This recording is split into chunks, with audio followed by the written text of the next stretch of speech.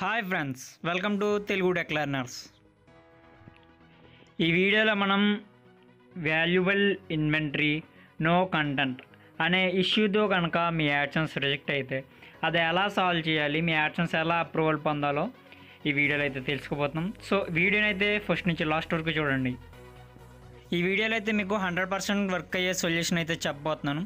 అలాగే మీరు కనుక మన ఛానల్ని ఫస్ట్ టైం విజిట్ చేసినట్లయితే సబ్స్క్రైబ్ చేసి అలాగే వీడియోని లైక్ చేసి నన్ను అయితే సపోర్ట్ చేయండి.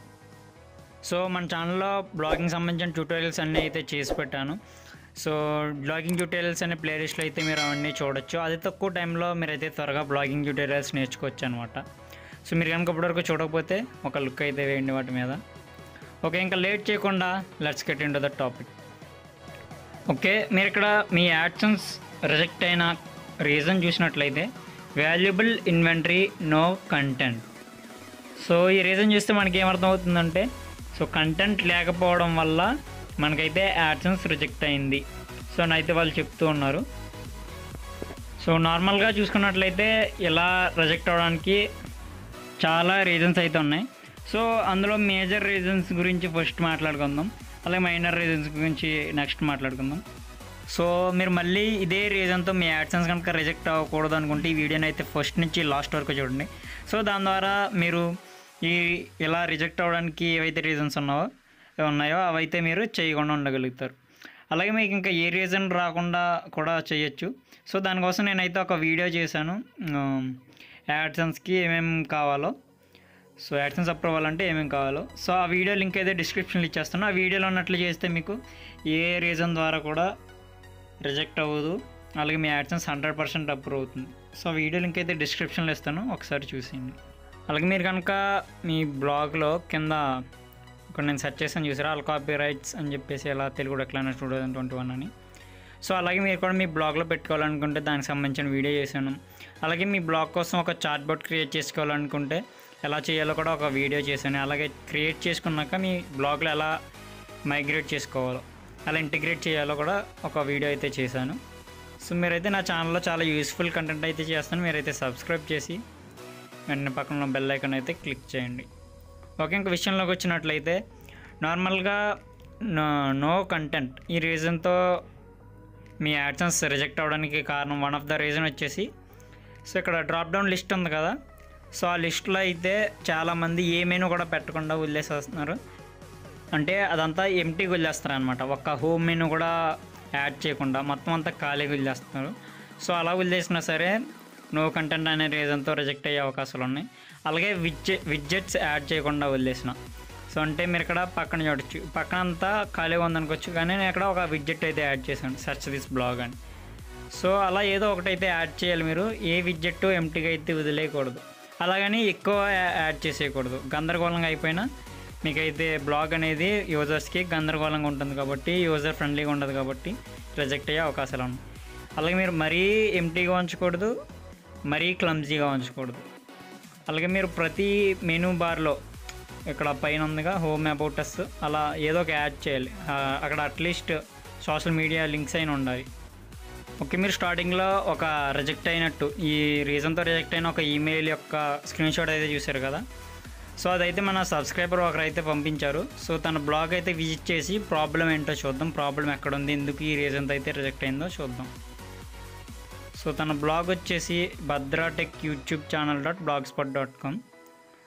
సో ఓకే, ఇక్కడ మీరు చూసినట్లయితే బ్లాగ్ అంతా బాగానే ఉంది, కాకపోతే డిఫాల్ట్గా ఇచ్చిన కొన్ని విడ్జెట్స్ అయితే వదిలేశారు. అలాగా మీరైతే అలా వదిలేయకండి.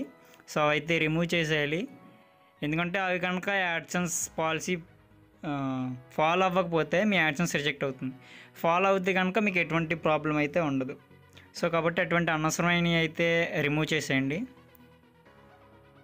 సో ఇక్కడ చూసారు కదా, ఇదైతే అలా డిఫాల్ట్గా వచ్చినవన్నీ అలా వదిలేశారు, అలా అయితే వదిలేయకూడదు.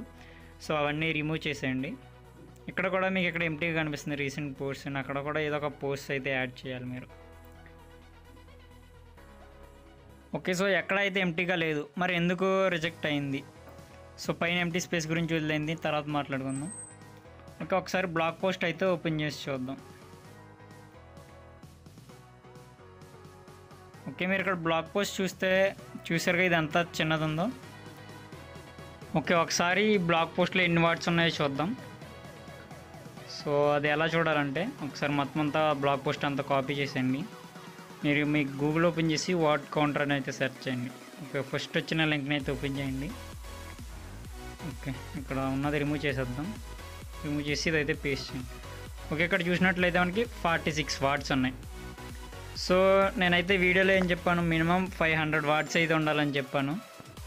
సో ఈ వీడియోలో కాదు, యాడ్సెన్స్ గురించి అప్రూవల్ అంటే ఏమి ఉండాలో చెప్పాను కదా, ఆ వీడియోలో అయితే చెప్పాను. ఆ వీడియో లింక్ కూడా డిస్క్రిప్షన్లో ప్రొవైడ్ చేస్తాను. ఒకవేళ చూడని వాళ్ళు ఉంటే కూడా చూసేయండి, మీకైతే ఖచ్చితంగా చాలా యూస్ఫుల్ వీడియో అది. సో 500 వర్డ్స్ ఉండాలని ఎందుకు చెప్పానంటే ఇందుకే. సో ఒకవేళ మీ ప్రతి బ్లాగ్ పోస్ట్ కనుక మినిమం 500 వర్డ్స్ లేకపోతే ఇదే రీజన్తో మీ యాడ్సెన్స్ అయితే రిజెక్ట్ అవుతుందన్నమాట. సో అక్కడ నో కంటెంట్ అంటే కంటెంట్ లేదని అర్థం కాదు.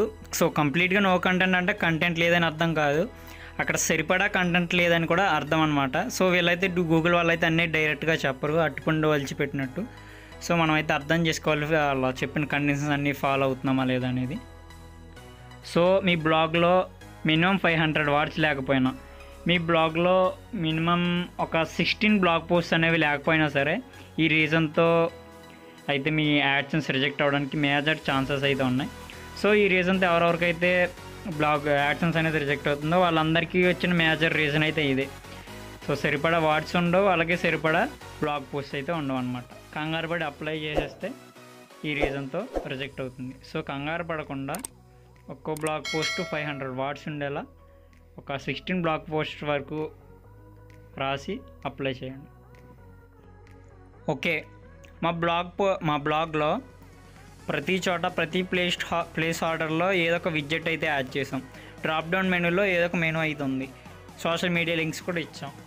ప్రతి బ్లాగ్ పోస్టు 500 వర్డ్స్ అబవే ఉంది. అలాగే మినిమం 16 బ్లాగ్ పోస్ట్స్ అయితే ఉన్నాయి. అయినా సరే ఇదే రీజన్తో మీ యాడ్సెన్స్ రిజెక్ట్ అయిందంటే సో దానికి రీజన్ వచ్చేసి ఫస్ట్ మీ దాంట్లో క్వాలిటీ కంటెంట్ లేనట్టు.